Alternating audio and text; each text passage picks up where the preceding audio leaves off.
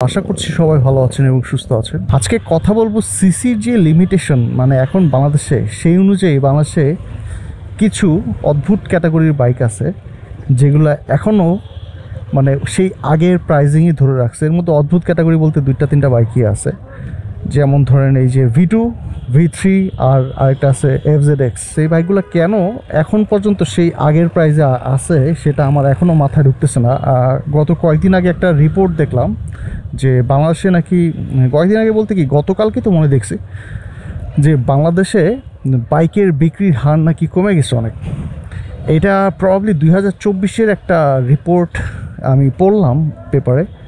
তো সেটা কিন্তু কেন কমে গেছে এর কারণটা যদি একটু আপনারা চিন্তা করেন, যে সিসির যে নতুন লিমিটটা আসছে সেটা কিন্তু 2024 থেকেই মোটামুটি শুরু হয়েছে। এবং সবার আগে মনে হয়, ওরে বাবা এত জ্যাম কেন এখানে, সবার আগে মনে হয় পালসার হচ্ছে ওদের হায়ার সিসির বাইকটা নিয়ে আসে। এই কারণে অনেক ধরনের অনেক ব্র্যান্ডের পছন্দের বাইক আছে। তো তারা আসলে ওয়েট করতেছিল যে এই বাইকগুলা কবে বাজারে আসবে, আর দেন তারা হচ্ছে বাইক কিনবে। সেই পর্যন্ত তারা চাইলে তারা এখন যে বাইকটা ব্যবহার করতেছে ওইটাই করবে, অথবা নতুন বাইকের দিকে যাবে। এই চিন্তা করে কিন্তু অনেকেই নতুন বাইক কিনে নেয়, যেই কারণে আমার ধারণা বাইকের বিক্রিটা আসলে কমে গেছে। তো এখন যেই দুটা আজগবি বা অদ্ভুত বাইকের কথা বললাম 2-3টা, এর মধ্যে আসলে সবচেয়ে বেশি বাইক খালি ইয়ামাহার বাইকগুলোই আসলে অতিরিক্ত পরিমাণে প্রাইসিং রাখা হচ্ছে। এই যে এই V2 কোন আমলের বাইক, কিছু টুকটাক আপডেট করে ডাবল ডিস্ক দিয়ে এখন ওই 2,35,000। আবার মাঝে মধ্যে আমরা এইসব ডিসকাউন্ট দেখি, 5,000 টাকা না 2,000 টাকা ডিসকাউন্ট, এগুলো আসলে প্রতি মাসেই চলে। আর একটা হচ্ছে V3। তো রিসেন্টলি আজকে আবার পেপারে দেখলাম ইন্ডিয়াতে সম্ভবত V3 একটা নতুন V4 এর নতুন একটা ভার্সন, হাইব্রিড ভার্সন লঞ্চ হয়েছে, যেটাতে কিছুটা বেশি টর্ক পাওয়া যাবে। তো টর্ক নিয়ে আমি এর আগে একটা ভিডিও করছিলাম MT-15 R15-এর। সো ওইটার টর্কটা হচ্ছে ইঞ্জিন থেকে পাওয়া যাবে, নট ইভেন লাইক যে চাকার থেকে টর্ক বেশি পাবেন। চাকার চেঞ্জ পকেটটা যদি বড় লাগানো হয় তখন কিন্তু ওই টর্কটা বেশি পাওয়া যায়। তো এরকম যাই হোক, তো এই V4-এর প্রাইস এখনও 2,80,90। তারপর ধরেন আমি হায়ার সিসির কথাগুলো তো বাদই দিলাম, R15, তারপর ধরেন এই যে FZX, এটা 3 লাখ টাকার উপরে। তো এখনকার CF মোটো, তারপর হচ্ছে জিক্সার, তারপর সামনে সুজুকির বাইকও আসছে দেখলাম। তো এই বাইকগুলো আসার পরে তাদের যে প্রাইসিংটা আমি দেখলাম, ইভেন রয়্যাল এনফিল্ডের, তো ওই মার্কেটের উপর এই মার্কেটে আসলে কিভাবে সারভাইভ করবে এই যে ইয়ামাহার এইসব বাইকগুলো, বা মানুষ কিনতেছে আসলে হুজুগে। আমি কেন কিনছি, আমি কিনছি 2024-এর শুরুর দিকে। তো তখনকার সময় আমি কিন্তু সবসময় কখনোই আমার এই বাইকটাকে বেটার বলি না। আমি সবসময় বেটার বলছি যে আমি সবসময় ফোকাস করছি আমার নিডটাকে। এবং আমার যতগুলো ভিডিও আছে এই V2 নিয়ে, তো সবগুলোতে আমি বলছি যে আপনারা কিভাবে বুঝবেন যে আপনার কোন জিনিসটা প্রয়োজন। সো এইটা আমার প্রয়োজনটা ফুলফিল করে, আর সাথে আমার বাজেটের সাথে যেই কম্বিনেশনটা, সেটা কিন্তু বেস্ট ছিল। এই কারণেই আমার এটা নেওয়া। বাট আমি কখনো বলি নাই এটা খুবই ভালো বাইক। ভালোর সংজ্ঞাটা আসলে এক একজনের ক্ষেত্রে এক এক রকম। তো আমার ক্ষেত্রে ভালোর সংজ্ঞাটা ছিল আমার কী নিড। তো যাই হোক, ওই ভিডিওগুলো দেখলে আপনারা বুঝতে পারবেন। তো এই এখনকার যুগে এরকম 3 লাখ টাকার থেকে 4 লাখ টাকার ভিতরেই কিন্তু হায়ার সিসি বাইকগুলো পাওয়া যাচ্ছে। তো সেই জায়গায় আমি জানি না কারা এই বাইকগুলো কিনবে, যারা আসলে হুজুগে কিনবে। আমি যেটা বললাম, কারণ ধরেন আপনারা দেখছেন যে পালসারের 150cc যে সেগমেন্টটা, আগের যে বাইকটা সিঙ্গেল ডিস্ক এবং টুইন ডিস্কের, দুইটা কিন্তু আলাদা সেগমেন্টের কাস্টমার আছে। সিঙ্গেল ডিস্কের কিছু কাস্টমার বেস আছে যারা ধরেন ওই সিঙ্গেল ডিস্ক ছাড়াই কিনবে না।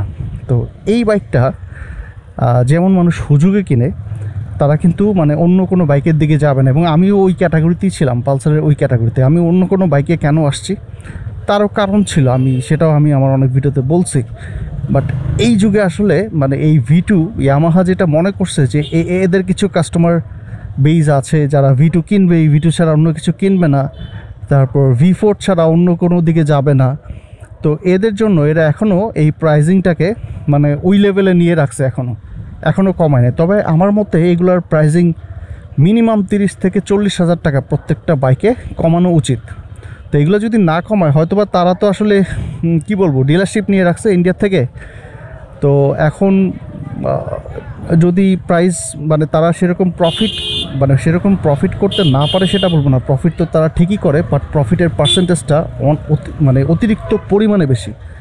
আমি জানি না আসলে এদিক দিয়ে কী হয়ে যাবো, এই জ্যামটার থেকে আগে বের হই। তো এখানে মনে হয় বৈষম্য বিরোধী কোনো আন্দোলন হচ্ছে, তা আমি ঘুরাই ফেলি। মানে আমি জানতাম এগুলো হচ্ছে শাহবাগটা হয়তো, এখানে কবে শুরু হয়েছে আল্লাহ জানে।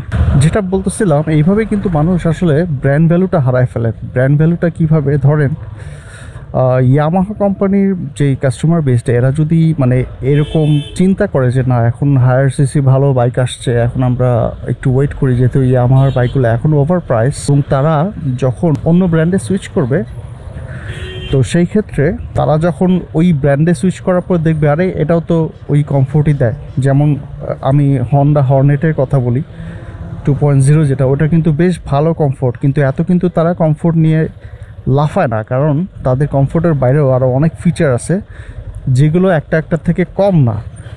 তো আর যারা বেশি কমফোর্ট নিয়ে লাফায় তাদের শুধু এই একটা ফিচারই আছে। তো এটা নিয়েই কথা বলে বেশি। আমার এই জিনিসটা দরকার ছিল বলে আমি এটা নিছি, সেটা ভিন্ন কথা। আর আমি যেমন পালসার থেকে কখনোই সুইচ করতাম না, করার কারণ হচ্ছে আমার ওইটার মধ্যে বিভিন্ন রকম সমস্যা চলে আসছিলো, ট্যাঙ্কে লিক হইতো বারবার। আর বেসিক্যালি আমি যে রাস্তাটায় গতকালকে আমি একটা ভিডিও করছিলাম, যদিও এটা এখনও আপলোড করি নাই, তো সেখানে আমি আমার রাস্তার অবস্থা দেখেছি। ওই জায়গায় আসলে মানে থ্যাতনা বলে একটা ওয়ার্ড আছে, মানে ইটের ছোটো একটা কোনাতে পড়লেও পালসারের চাকা যেহেতু খুব চিকন আর কমফোর্ট ওরকম না, মানে একটা থ্যাতনা খাইতে হতো আর কি। সেই ক্ষেত্রে আমার জন্য ঠিক ছিল, বাট যেটা বলতেছি যে ওরা যদি একবার সুইচ করে তখন কিন্তু এই ব্র্যান্ড ভ্যালুটা হারায় যাবে। আমার সুইচ করে তারা দেখবে যে যেগুলো আমি ভিডিওতে চাইতাম এর সব কিছু কিন্তু এখানে আছে। সো এই যে কিছু মানুষ কিনতেছে, সমস্যা কিন্তু সব বাইকই আছে, কিছু মানুষ যে কিনতেছে এখনও এটার উপর বেস করে তাদেরও একটা ক্যালকুলেশন আছে যে গত বছর আমাদের কীরকম সেলস হয়েছে, তারাও সেলস রিপোর্ট নিয়ে বসে মিটিং করে। তো সেই সেলসটা কি কমছে কিনা বা বাড়ছে কিনা ইন্ডিভিজুয়াল বাইকের মডেল হিসেবে একটা আলাদা রিপোর্ট তারা চেক করে। তো যেহেতু রিপোর্ট ভালো আছে, মানে কমে নাই বা সমান থাকে নাই, নিশ্চয়ই সেটা বাড়ছে, যার কারণে তারা এখনও প্রাইস নিয়ে কোনো অ্যাটেম্প নেয় নাই। এবং এই জিনিসটা হচ্ছে মানে আমাদের মতো কাস্টমার যারা এখন এই বাইকগুলো কিনতেছি, মানে তাদের জন্য কিন্তু তারা এখনও প্রাইসটা কমাচ্ছে না। একবারে আমরা যদি না কিনতাম তখন কিন্তু ওই প্রাইস 30-40 না, আমার ধারণা ওই আইদার ওই মডেল আনাই বন্ধ করে দিত, যেহেতু ডিলার হিসেবে কাজ করে ইন্ডিয়া থেকে আনতেছে, বা হচ্ছে এটার প্রাইস 40-50 হাজার টাকা কমাই দিত। কারণ দেখেন ইয়ামাহা কোম্পানি কিন্তু এখনও হায়ার সিসি কোনো বাইক বাংলাদেশে লঞ্চ হয় নাই। আর মানে সবাই এরা গেস করতেছে যখন তাদের হায়ার সিসি লঞ্চ হবে মানে সেটা কী ধরনের দাম হবে, মানে সেটা কল্পনার বাইরে।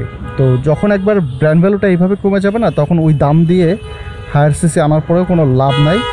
তখন ওই মানে টেস্ট করার জন্য তো আর মানুষ আর বাইক কিনবে না, তখন আর ওই কাস্টমার বেসটা আর কি হারায় ফেলবে। আমি যখন এটা কিনেছিলাম আমার অনেক সাবস্ক্রাইবার ভাই আমার কাছ থেকে বিভিন্ন কোশ্চেন করে এই বাইকটাই কিনছে, এই সেম মডেল সেম কালার, তো কোন কালারটা কিনবে সেটাও সাজেশন চাইছিল। তো আমি কিন্তু সবার আগে বলছি যে না ভাই, আপনার রিকোয়ারমেন্টটা কি এটা আগে দেখেন। মানে আমার কিন্তু এরকম ছিল, আপনার যদি রিকোয়ারমেন্ট এরকম হয় তাহলে ঠিক আছে, বাট আপনার কাছে অন্যান্য অপশন আছে। আমি সবসময় কিন্তু হর্নেটের কথা বলতাম।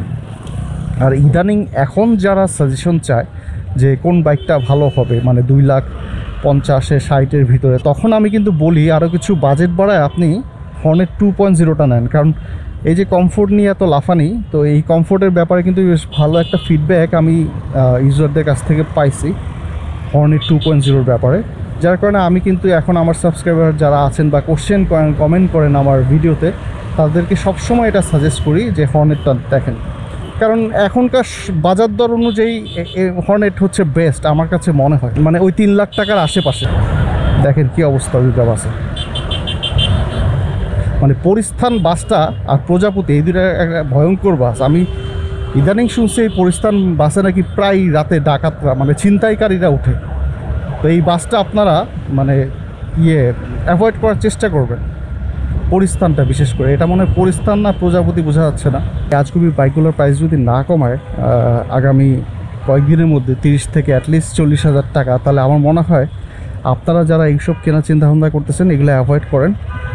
এর থেকে বহুত ভালো বাইক বাংলাদেশের মার্কেটে আছে। আর এখন কিন্তু বাইকের যেহেতু সেল কমে গেছে বাংলাদেশের বাজারে, সেহেতু বেশ ভালো একটা মানে ডিসকাউন্ট সবাই আমি আশা করতেছি দিবে অন্যান্য ব্র্যান্ডগুলো, এবং নতুন মডেলের বাইকগুলোর দামও কম ধরা হবে। তো ওইটার উপর বেস করে আপনারা যেটা করতে পারেন, হন্ডার দিকে যেতে পারেন, তারপর হচ্ছে সুজুকির যে হায়ার সিসি সেগুলোর দিকে যেতে পারেন, যদি না আপনাদের মাইলেজ নিয়ে কোনো সমস্যা থাকে। কারণ সেক্ষেত্রে হয়তো বা 10-15 করে মাইলেজ কম পাবেন, বাট ওটা ব্যাপার না। মানে আপনি যদি হায়ার সিসি বাইকের দিকে যাইতে পারেন 250 সিসি, তাহলে এরকম কিছুটা মাইলেজ নিয়ে কনসিডার করা উচিত। আর আমার কাছে মনে হয় এই সময় বাংলাদেশের এখন যে জ্যামের অবস্থা, তাতে করে মানে 40-42 হলে মাইলেজ ওকে ফাইন। মানে আমরা তো আগে এটা কল্পনা করতাম না, আমরা যখন 10-12 বছর আগে যখন বাইক চালাইতাম, তখন আমরা একটা অ্যাভারেজে 40 কিলো পর্যন্ত আমাদের এক্সপেকটেশন ছিল যে 40 কিলো লিটারে যাবে। অনেকের 39-38 যাইতো, সেটাও ফাইন ছিল। বাট এখনকার সময় এফআই আসার কারণে ওই 50-52 অনেকে ক্লেম করে, বাট ব্যাপারটা ঠিক না। ব্যাপারটা আসলে হয় 48, এরকম 46 থেকে 48। তো ওই 7-8 মাইলেজের জন্য এত এরকম করে না করে আপনার হায়ার সিসির দিকে চলে যান। এখানে যেই ফিচারগুলো পাবেন এই ইয়ামাহার বাইকে, এই V2 V3-তে এই এক্সট্রা টাকাগুলো খরচ বা V4 এক্সট্রা টাকাগুলো খরচ না করে যে ফিচারগুলো আপনারা পাবেন 250 সিসিতে, সেটা কিন্তু আসলে ইয়ামাহা বা ওই V2 V3 এগুলোতে কিন্তু পাবেন না। তো জ্যামের ভিতরে আর ভিডিওটা অতটা লেন্দি করতে ইচ্ছা করতেছে না, আজকের ভিডিওটা আমি এখানেই শেষ করে দিচ্ছি।